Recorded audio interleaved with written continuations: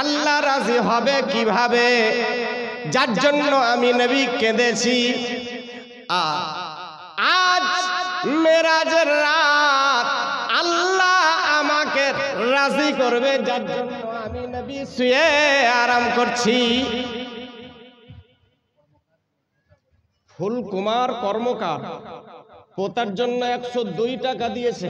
জাযাকাল্লাহ, জাযাকাল্লাহ। ফুলকুমার সাহেব খুশি হয়ে 102 টাকা দান করেছেন ওনার পোতার নামে। হ্যাঁ, তো বলছিলাম আল্লাহর নবী উঠলেন, বলে ইয়া রাসূলুল্লাহ, ইয়া হাবিবাল্লাহ, চলুন। নবী বোরাকের উপরে উঠলেন, বোরাকের উপরে উঠলেন। যাবেন কোথায়? মসজিদুল হারাম ইলাল মসজিদুল আকসা। মসজিদে হারাম মানে হলো কাবা, বাইতুল্লাহ। ওখানে গেলেন, নবী 2 রাকাত নামাজ পড়লেন। ওখান থেকে রওনা হবেন, যাবেন কোথায়? মসজিদুল আকসা। যে মসজিদে আকসার জন্য বর্তমানে 1 বছর থেকে যুদ্ধ চলছেই, যে জেরুজালেমে অবস্থিত সেই মসজিদে আকসা আল্লাহর নবী বোরাকের উপরে যাচ্ছেন, পিছনে 50,000 নূরি ফেরেশতার ঝুরমুট নিয়ে চলছেন। একটা উঁচু জায়গা দেখতে পেলেন। আল্লাহর নবী বললেন বোরাক একটু ধীরে। বোরাক ধীরে হলো, তো দেখলেন মুসা আলাইহিস সালামের রওজা মুবারক। মুসা আলাইহিস সালাম নিজের কবরে আনোয়ারের ভিতরে নামাজের নিয়ত করে দাঁড়িয়ে আছেন। আল্লাহর নবী দেখলেন, মাটির ভিতরকার খবর নবী জানেন। আল্লাহর নবী দেখার পরে ওখান থেকে চলতে লাগলেন। বোরাক কার নাম? বোরাক বলে টাকাকে। আল্লাহু আকবার। বোরাকের আসলিয়াতটা কি শোনাবো। আল্লাহর নবী মসজিদে আকসাতে গেলেন। 1 লাখ বা 2,24,000 পয়গম্বর লাইন ধরে দাঁড়িয়ে আছে, লাইন দিয়ে দাঁড়িয়ে আছে। কেন? কার যেন অপেক্ষায় আছে, কে যেন আসছেন, কার আগমন ঘটছে। দেখতে দেখতে আল্লাহর নবী কামলিওয়ালা আকা মুস্তাফা সাল্লাল্লাহু আলাইহি ওয়াসাল্লাম 50,000 নূরি ফেরেশতার ঝুরমুট নিয়ে মসজিদে আকসাতে গিয়ে হাজির হলেন। মুসাল্লাটা খালি আছে, নবী মুসাল্লায় গিয়ে হাজির হলেন। আল্লাহর নবী বললেন জিবরিল আযান দাও। জিবরিল আমিন আযান দিলেন। আযান দিলেন, আল্লাহর নবী 2 রাকাত নামাজ আদা করলেন, নামাজ পড়ালেন। 1 লাখ বা 2,24,000 পয়গম্বর লাইন দিয়ে দাঁড়িয়ে আছে, আর সবার ইমাম হলেন আমারও আপনার নবী কামলিওয়ালা আকা। 2 রাকাত নামাজ আদা করলেন। সমস্ত নবীগণের সঙ্গে নবীর সাক্ষাৎ হলো। ওখান থেকে নবী এবার যাবেন ঊর্ধ্ব গগনে, আসমানের দিকে রওনা হবেন। বোরাকের উপরে বসছেন।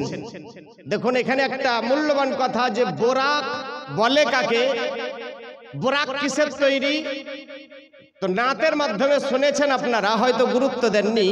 লেখক কি বলছেন, কে কারেন্টের সাওয়ারি বোরাক হয় তার গাড়ি, কারেন্টের সাওয়ারি বোরাক হয় তার গাড়ি, আর সে আজম যার হেলে না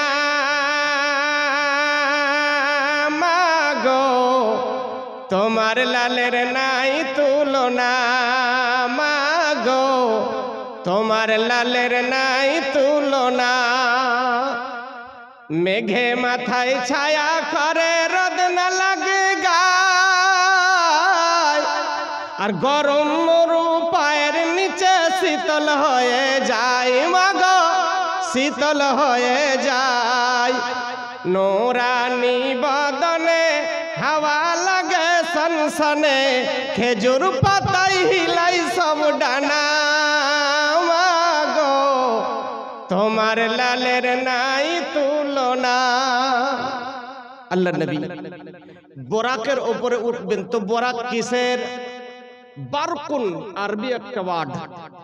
ये বারকুন শব্দের অর্থ হলো বিজলি, কারেন্ট। এই যে কারেন্ট, বিজলি, কারেন্ট দেখা যায়। আরে হ্যাঁ কিনা বলেন? কারেন্ট দেখা যায়, দেখা যায়, ছোঁয়া যায়, দেখা যায় না, ধরা যায় না, ছোঁয়া যায় না। এই কারেন্ট তৈরি করলো কে? কিভাবে? বলে আল্লাহ। কেমন? তা আল্লাহ নিরাকার। তো নিরাকার আবার শক্তিশালী কি করে হয়? তো বলে এটা তো আমিও পারি। বিজ্ঞানীরা বললে এটা আমরাও পারি। তৈরি করো নিরাকার অথচ শক্তিশালী। তৈরি করলো কারেন্ট। কারেন্ট আকার নাই অথচ এত শক্তিশালী। বড় বড় মেশিন গুলাকে পাই পাই করে ঘোরায়, এত তার ক্ষমতা। তো কারেন্ট, দুনিয়ার কারেন্ট এর গতি কত জানেন? 1 সেকেন্ডে 1,86,000 কিলোমিটার যায়। 1 সেকেন্ডে কারেন্টের গতি 1,86,000 কিলোমিটার। তো দুনিয়ার কারেন্টের যদি এত ক্ষমতা হয়, বোরাক তো আল্লাহর কারেন্ট, বোরাকের ক্ষমতা কত হতে পারে? বোরাকের এক কদম, চোখের দৃষ্টি শক্তি যত দূর, বোরাকের এক কদম হলো তত দূর। এত তার গতি। তো বোরাক কারেন্ট থেকে তৈরি। এটা দুনিয়ার কারেন্ট আর ওটা হলো আল্লাহর কারেন্ট। তো আল্লাহর কারেন্টের ওপরে নবী বসলেন, নবীকে শট মারলো না। এই জায়গাটা খুব মূল্যবান জায়গা, ভাববেন কিন্তু কথাটা। এত শক্তিশালী আল্লাহর কারেন্ট, বোরাক নবীকে শট মারলো না। আচ্ছা বলেন, এই কারেন্ট যিনি তৈরি করেছে তাকে ছাড়বে না শট মারবে?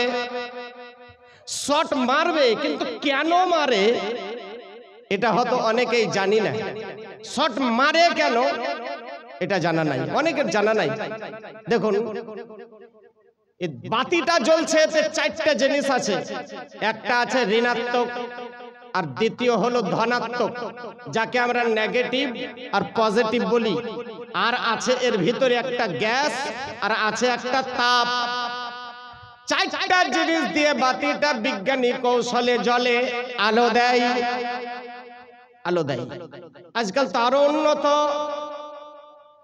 আজকে রাস্তায় আসছি তো এত টিপটপ টিপটপ বাতি জ্বালাচ্ছে হিন্দুদের পূজাতে। এত এত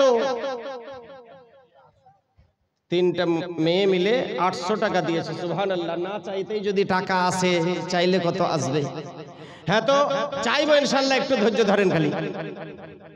কি বলছিলাম? যে কারেন্ট, কারেন্ট আমাদেরকে শর্ট মারতে ছাড়ে না। কারণ একটা কারেন্ট আর একটা আর্থ আছে, দুটো তার আছে এখানে, দুটো তার, একটা কারেন্ট আর একটা আর্থ। আচ্ছা বলেন, আর্থের সঙ্গে যদি কারেন্টের টাচ হয়ে যায় তো ফিউজ থাকবে না উড়িয়ে দিবে? উড়িয়ে দিবে, উড়িয়ে দিবে, সঙ্গে সঙ্গে উড়ে যাবে। কিন্তু বেরাদার, এই জন্যই কারেন্ট আমাদেরকে শর্ট মারে। আমরা কিসের তৈরি? আমরা কিসের তৈরি? মাটির তৈরি। আর মাটি তো আর্থ নাকি? মাটি তো আর্থ। যার জন্য কারেন্ট হলো মাটির দুশমন। কেউ কাউকে দেখতে পারে না, টাচ হলে সহ্য করতে পারে না। যার কারণে কারেন্ট আমাদেরকে শর্ট মারে। ব্রাদার, আল্লাহর কারেন্ট বোরাক নবীকে শর্ট মারলো না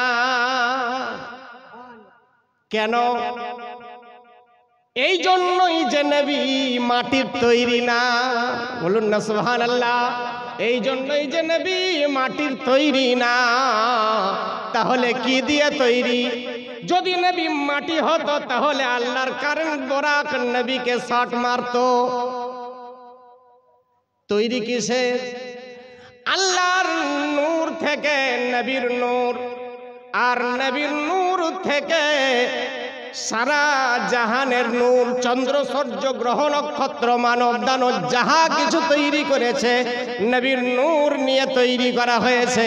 তাহলে আসমানের সূর্যের পাওয়ার কোথায় যে আমার নবীর ছায়া মাটিতে ফেলবে? চন্দ্রে এত পাওয়ার কোথায় আছে নবীর ছায়া মাটিতে ফেলবে? বোরাকে এত ক্ষমতা কোথায় আছে আমারও আপনার নবীকে শট মারবে? নবীও নূর আর বোরাকও নূর, যার জন্য নবীকে শট মারতে পারল না। এ কারেন্ট নিয়ে মানুষ এত উন্নতি করলো, টিপটপ বাতি জ্বালিয়ে দিল। আল্লাহ বলে বান্দারে আমার সঙ্গে কম্পিটিশন করিও না, পারবে না পারবে না। বলে আল্লাহ পেরিয়ে তো গেছি, আবার পারবো না কোন কথা? আল্লাহ বলে বান্দারে শত চেষ্টাও ব্যর্থ হয়ে যাবে, আমার সঙ্গে কম্পিটিশন করিও না। আল্লাহ বলে বান্দা সামান্য একটা টিপটাপ বাতি জ্বালাতে কত না পরিশ্রম করেছো, কত পাওয়ার হাউস তৈরি করেছো, কত এনটিপিসি তৈরি করেছো, কত ইলেকট্রিক কারখানা তৈরি করেছো, কত ট্রান্সফরমার তৈরি করেছো, তারপরে একটা টিপটাপ বাতি জ্বালাতে সক্ষম হয়েছো।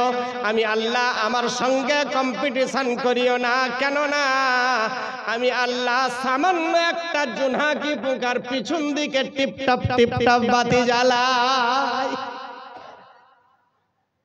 জোনাকি পোকা দেখেছেন না দেখেননি? কোন ইলেকট্রিক আছে, কোন ঋণাত্মক আর ধনাত্মক আছে, কোন নেগেটিভ পজিটিভ আছে, কোন গ্যাস আছে, কোন তাপ আছে। আল্লাহ বলে বান্দা আমার সঙ্গে যদি কম্পিটিশন করতে চাও জোনাকি পোকা তৈরি করে দেখাও। কিয়ামত আসবে কিন্তু মানুষ সেটা করতে পারবে না। আল্লাহর নবী সরকারে দো জাহাं বুরাকের উপরে উঠলেন, আসমানের দিকে রওনা হলেন। আসমানের দিকে প্রথম আসমানে গিয়ে পৌঁছলেন, আদম আলাইহিস সালামকে দেখতে পেলেন। আল্লাহ জিবরিল আমিনকে বলেছেন, জিবরিল আমার নবীকে বর সাজিয়ে নিয়ে এসো। তো বর সাজিয়ে নিয়ে যাওয়া হচ্ছে। জিবরিল আমিন বলছেন, ইয়া রাসূলুল্লাহ ইনি আপনার আদি পিতা আদম আলাইহিস সালাম, নবী গো সালাম করুন। আল্লাহ নবী বলছেন আসসালামু আলাইকুম। দেখুন কোন ছেলের যখন বিয়ে হয়, বিয়ে করে যখন আসে, তো কোনো একটা সালা বা যে কেউ কোনো আত্মীয় হাতটাকে ধরে পরিচয়টা করিয়ে দেয়, ইনি আপনার শ্বশুর মশাই, আসসালামু আলাইকুম। ইনি আপনার শাশুড়ি মা, বলে আসসালামু আলাইকুম, বলে কি বলে না, পরিচয় করিয়ে দেওয়া হয়। জিবরিল আমিন নবীকে নিয়ে যাচ্ছেন, পরিচয় করাচ্ছেন। মুসা কালিমুল্লাহ আলাইহিস সালাম একজন নবী, যার সঙ্গে আল্লাহ ডাইরেক্ট কথা বলতেন, যার সঙ্গে আল্লাহ ডাইরেক্ট কথা বলতেন। আল্লাহ বলতেন নবী শুনতেন, নবী বলতেন আল্লাহ শুনতেন। মুসা আলাইহিস সালাম আল্লাহকে বলছেন, আনা কালিমুকা ওয়া মুহাম্মাদুন হাবিবুকা ফামাল ফারকা বাইনাল কালিমি ওয়াল হাবিব। মুসা আলাইহিস সালাম বলছেন, আল্লাহ আমি হলাম তোমার কালিম আর নবী হলো তোমার হাবিব। কালিম আর হাবিবে পার্থক্যটা কি আছে? আল্লাহ বলছেন, হে নবী জানতে চাহিও না। বলে আল্লাহ জানতেই চাই। মুসা আলাইহিস সালাম বড় জিদ্দি ছিলেন। আল্লাহকে বললেন, আল্লাহ তোমাকে দেখতে চাই, রব্বি আরিনি, তোমাকে দেখতে চাই। আল্লাহ বললেন, লান তারানি, তুমি দেখতে পারবে না, তোমার দেখার ক্ষমতা নাই। বলে আল্লাহ দেখতেই চাই। বলে এসো তাহলে তুর পাহাড়ে। তুর পাহাড়ে গেলেন, আল্লাহ তাআলা নিজের নূর নাজিল করলেন। মুসা আলাইহিস সালাম উল্টে পড়ে অজ্ঞান হয়ে গেলেন, জ্ঞান হারালেন। আর তুর পাহাড় পুড়ে ছাই হয়ে গেল, ছাই হয়ে গেল। তুর পাহাড় আল্লাহর কাছে ফরিয়াদ করেছিল, হে আল্লাহ আমি তো তোমাকে দেখতে চাইনি, দেখতে তো চেয়েছিল তোমার নবী, তোমার কালিম। আল্লাহ আমি কি অপরাধ করলাম? আমি কি অপরাধ করলাম? আমাকে পুড়িয়ে ছাই করলে কেন? আল্লাহ বলেন হে নবী, পাহাড় বলে আল্লাহ তুমি আমাকে পুড়িয়ে ছাই করলে কেন? আল্লাহ বলেন ওরে পাহাড়ে তোর আমার নূরের তাজাল্লিতে তুই জ্বলে ছাই হয়ে গেছি। শুনে নে, এর জন্য আমি আল্লাহ তোর মান সম্মান বাড়িয়ে দিলাম। বলে আল্লাহ গো কি করে? আল্লাহ বলে দুনিয়ার মানুষ তোকে সুরমা বলে চোখে লাগাবে, দুনিয়ার মুসলমান তোকে সুরমা বলে চোখে লাগাবে, তোর মান সম্মান বাড়িয়ে দিলাম, তোর মান সম্মান বাড়িয়ে দিলাম। মুসা আলাইহিস সালাম আল্লাহর সঙ্গে কথা বলতেন, তো কিভাবে? আল্লাহ বলবেন, আল্লাহ বলেন হে নবী, হে আমার কলিম, আমি আল্লাহ তোমার সঙ্গে কথা বলবো, কিন্তু কয়েকটা শর্ত আছে, কয়েকটা শর্ত আছে। বলে আল্লাহ কি শর্ত? তো এক নাম্বার শর্ত হলো যে আমি আল্লাহ তোমার সঙ্গে কথা বলবো ঠিকই, কিন্তু তোমার ইচ্ছাতে বলবো না, আমি আল্লাহ আমার ইচ্ছাই বলবো। বলে আল্লাহ ঠিক আছে, মেনে নিলাম। দ্বিতীয় নাম্বার শর্ত হলো টাইমটা আমি নির্ধারিত করব, তুমি না, যখন ইচ্ছা আমি তোমাকে ডাকবো আর কথা বলবো, তুমি ডাকলে আমি আল্লাহ আসবো না। তিন নাম্বার হলো সময়টা নির্ধারিত আমি করব, যখন তখন ডাকলে আমি আল্লাহ আসবো না। চার নাম্বার হলো যতক্ষণ ইচ্ছে ততক্ষণ বলবো, তুমি চাইলে বেশি বলবো না। বলে আল্লাহ ঠিক আছে। তো আল্লাহর সঙ্গে নবীর কথা হতো সংক্ষিপ্ত। তো একদিন আল্লাহ জিজ্ঞাসা করছেন কি হে নবী, হে আমার মুসা, হে আমার কলিম, তুমি কোথায়? তুমি কোথায়? তো আল্লাহ তুমি কোথায়? বলে নবী তুমি কোথায় সেটা তো বলো। বলে আল্লাহ আমি হলাম পাহাড়ের তলদেশে, আর তুমি বুঝি পাহাড়ের চূড়ায়। আল্লাহ বলেন হে নবী না, তোমার আর আমার মাঝখানে ৭০,০০০ পর্দা আছে। কতগুলা পর্দা? ৭০,০০০ পর্দা আছে। একটা পর্দা কত মোটা জানেন? এ মোটাইটা যদি ভেদ করতে চাই, এত মোটা, এ মোটাইটা যদি ভেদ করতে চাই, একটা দুরন্ত ছোটন্ত ঘোড়াকে ছুটিয়ে দিলে ৫০০ বছর ঘোড়াটা ছুটবে, শেষ পর্যন্ত পৌঁছতে পারবে না। একটা পর্দা এত মোটা, তাহলে ৭০,০০০ পর্দা, ব্রেন কাজ করবে। ৭০,০০০ পর্দার ওপারে আমি আর এপারে তুমি, এপারে আমি আর ওপারে তুমি। মুসা আলাইহিস সালাম বলছেন হে আল্লাহ, খুব ঠান্ডা মেজাজে জায়গাটা শুনবেন। আল্লাহর কালিম বলছেন হে আল্লাহ, এ পর্দা ছাড়া কি কারো সঙ্গে কোনোদিন তুমি কথা বলবে না? আল্লাহ বলেন হে নবী বলবো। বলে আল্লাহ তুমি পর্দা ছাড়াও কথা বলবে? বলে হ্যাঁ। বলে আল্লাহ গো কার সাথে? কার সাথে তুমি পর্দা ছাড়া কথা বলবে?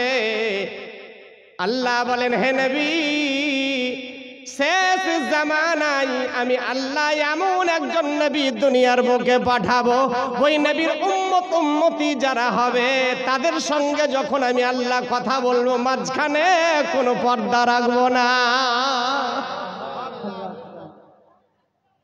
আল্লাহর কালিম মুসা আলাইহিস সালাম বলেছিলেন হে আল্লাহ, যদি আমাকে নবী না করে ওই নবীর উম্মত করতে বড় খুশি হতাম। আমরা হলাম সেই নবীর উম্মত যে নবীর উম্মত হওয়ার জন্য অন্যান্য নবীগণ আকাঙ্ক্ষা করেছেন, আকাঙ্ক্ষিত ছিলেন। ওই নবীর উম্মত। ব্রাদার আসুন, আল্লাহ বলেন হে নবী এর উত্তর চাহিও না, কালিমার হাবিবের পার্থক্যটা কি জানতে চাহিও না। এদিকে আল্লাহ বলেন হে নবী, এর উত্তর চাহিও না, কালিমার হাবিবের পার্থক্যটা কি জানতে চাহিও না। এদিকে আল্লাহ বলেন হে নবী এর উত্তর চাহিও না, কালিমার হাবিবের পার্থক্যটা কি জানতে চাহিও না। আল্লাহর নবী কামলিওয়ালা আকা মুস্তাফা প্রথম আসমান, দ্বিতীয়, তৃতীয়, চতুর্থ, পঞ্চম, ষষ্ঠম, প্রথম আসমানে গেলেন, আদম আলাইহিস সালামকে দেখতে পেলেন, সালাম কালাম হলো। জিজ্ঞাসা করছেন ইনি কে? বলে ইনি হলেন আদম আলাইহিস সালাম। নবী গো সালাম করুন। তো নবী দেখলেন, আমার দিকে দিয়ে না,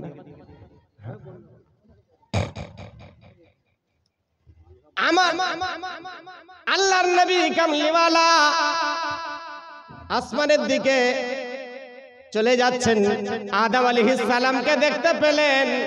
দেখার পরে সালাম কালামের পরে আল্লাহর নবী একটা জিনিস দেখতে পেলেন, কি? ডান দিকে অনেক লোক, বাম দিকে অনেক লোক, কিন্তু বাম দিকে যারা বসে আছে কালো লেবাস পরে, আর ডান দিকে যারা বসে আছে সাদা লেবাস পরে। বলে এরা সাদা আর এরা কালো কেন? মায়েরা শুনেন কথাটা, এরা সাদা লেবাসে আর এরা কালো লেবাসে কেন? বলি ইয়া রাসূলুল্লাহ, এরা সাদা লেবাসে যারা তারা জান্নাতি, আর যারা কালো লেবাসে তারা জাহান্নামী। আল্লাহর নবী বলেন যে আমি জাহান্নামীদের ভিতরে বেশি বেশি করে মহিলাদেরকে দেখলাম, বেশি বেশি করে মহিলাদেরকে দেখলাম। আল্লাহ আমাদের মা বোনকে তুমি বাঁচিয়ে নিও জাহান্নামের আগুন থেকে, বলুন আল্লাহুম্মা আমিন। আল্লাহর নবী সপ্তম আসমান ভেদ করলেন, সিদরাতুল মুনতাহা, সিদরাতুল মুনতাহাতে গেলেন। তবু আল্লাহকে দেখা যায় না। আল্লাহ তুমি আছো কোথায়? আল্লাহর ফেরেশতা জিবরিল আমিন বলেন ইয়া রাসূলুল্লাহ, এবার আপনি যান, আমার যাবার ক্ষমতা নাই। তো সপ্তম আসমান ভেদ করে যখন যাচ্ছেন আল্লাহর নবী, তো জিবরিল আমিন সাথে, জিবরিল আমিনকে আল্লাহর নবী জিজ্ঞাসা করছেন, জিবরিল তোমার বয়স কত? জিবরিল তোমার বয়স কত? বলে ইয়া রাসূলুল্লাহ ৭০,০০০ বছর পর একটা তারা দেখতে পেতাম, সেই তারাটা আমি ৭২,০০০ বার দেখেছি। নবী গো আনুমানিক। আল্লাহর নবী বলেন জিবরিল ওটা তারা ছিল না, আমি নবী মুস্তাফা ছিলাম। আমাকে দেখতে আল্লাহর নবী চলে যাচ্ছেন, সিদরাতুল মুনতাহা পার হয়ে ৭০,০০০ পর্দা পার হলেন, তবু আল্লাহকে দেখা যায় না। নবী গেলেন কিসে? বুরাক ছেড়ে দিলেন, রফের উপরে রওনা হলেন। নবী চলতে লাগলেন, চলতে চলতে চলতে চলতে ৭০,০০০ পর্দা ভেদ করলেন, আল্লাহকে দেখা যায় না। আল্লাহ তুমি আছো কোথায়? আল্লাহ গো দেখা দাও, দেখা দাও। আল্লাহ বললেন হে নবী আরো নিকটে এসো। বলে আল্লাহ গো যাবো কোথায়? কোরআনকে জিজ্ঞাসা করেন, কোরআন বলে সুম্মা দানা ফাতাদাল্লা, সুম্মা দানা। ৭০,০০০ পর্দার পর নবী চলতে লাগলেন বোরাকের সহি, কে বলছে আপনার রফের উপরে চলতে চলতে গিয়ে পৌঁছলেন কোথায়? দানাতে গিয়ে পৌঁছলেন, তবু আল্লাহকে দেখা যায় না। নবী আবার চলতে শুরু করলেন, চলতে চলতে গেলেন কোথায়? সুম্মা দানা ফাতাদাল্লা, ফাতাদাল্লাতে গিয়ে পৌঁছলেন, তবু আল্লাহকে দেখা যায় না। আল্লাহ গো আছো কোথায়? আওয়াজ আছে উদনু মিন্নি, উদনু মিন্নি, উদনু মিন্নি। হে নবী আরো নিকটে এসো। আল্লাহ গো আরো কোথায়? নিকটে এসো। নবী আমার চলতে শুরু করলেন, চলতে চলতে ফাকানা কাবা কাউসাইন, কাবা কাউসাইনে গিয়ে পৌঁছলেন, তবু আল্লাহকে দেখা যায় না। আল্লাহ এবার যাব কোথায়? আল্লাহ বলে হে নবী আরো নিকটে এসো। ফাকানা কাবা কাউসাইনি আও আদনা,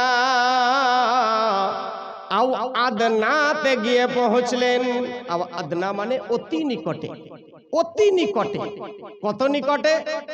আল্লাহ আর নবী এতটুকু ডিস্টেন্স। বলুন না সুবহানাল্লাহ।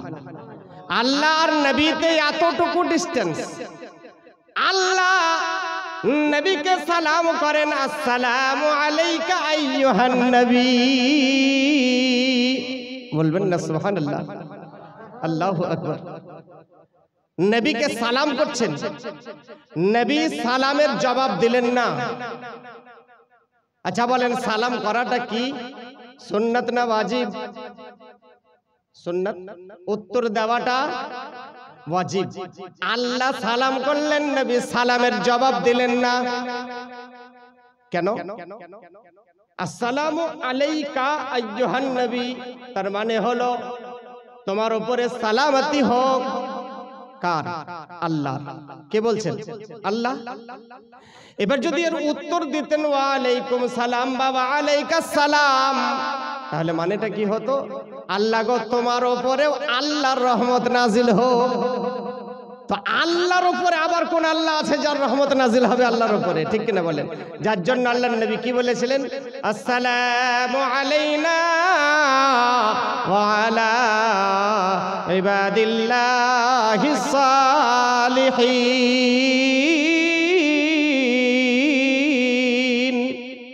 আল্লাহ সালেহিন পরহেজগার মুত্তাকি বান্দা বান্দি যারা আছে তাদের উপরে তোমার রহমত নাজিল হোক।